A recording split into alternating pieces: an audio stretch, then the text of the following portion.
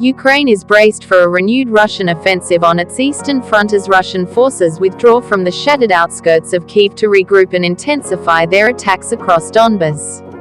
Ukraine's foreign minister, Dmytro Kuleba, called on NATO allies to supply more weapons to bolster Ukraine's war effort, including warplanes, heavy air defense systems, missiles and armored vehicles.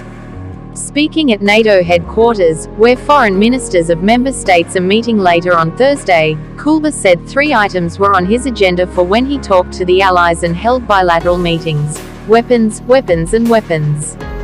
The UN General Assembly will vote later on Thursday on whether to suspend Russia from the UN Human Rights Council.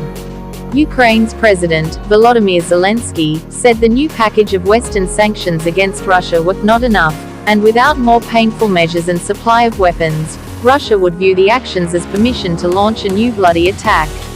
Russia's defense ministry said it used missiles to destroy 4 fuel storage facilities in the Ukrainian cities of Mykolaiv, Kharkiv, Zaporizhzhia and Chuhuiv. The ministry said the facilities were used by Ukraine to supply its troops near the cities of Mykolaiv and Kharkiv and in the Donbas region in the southeast of the country.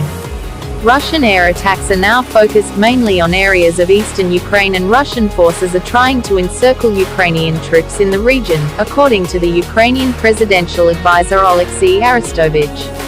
A total of 10 humanitarian corridors will be open for civilian evacuations across Ukraine today, but Ukraine's Deputy Prime Minister Irina Vereshchuk said residents trying to leave Mariupol would again have to use their own vehicles. The mayor of Mariupol said more than 100,000 people still needed urgent evacuation from the city, and that more than 5,000 civilians, including 210 children, had been killed since the start of Russia's invasion. The Kremlin spokesperson Dmitry Peskov said the US supplying Ukraine with weapons would not contribute to the success of Russian-Ukrainian talks.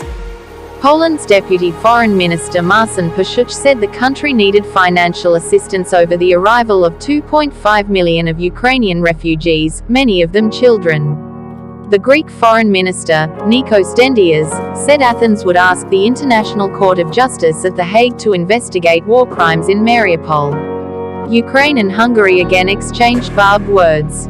Ukraine's foreign ministry said it considered Hungary's willingness to pay for Russian gas in rubles an unfriendly act. Hungary's foreign minister, Péter Szijjártó, confirmed that fuel for his country's nuclear power plants had arrived by air from Russia, and restated that Budapest did not support proposals for European energy sanctions against Russia.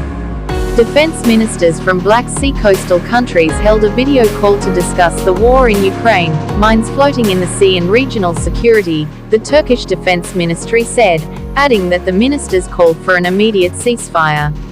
Russia's communications watchdog said it was taking punitive measures against Google, including a ban on advertising the platform and its information resources, for allegedly violating Russian law.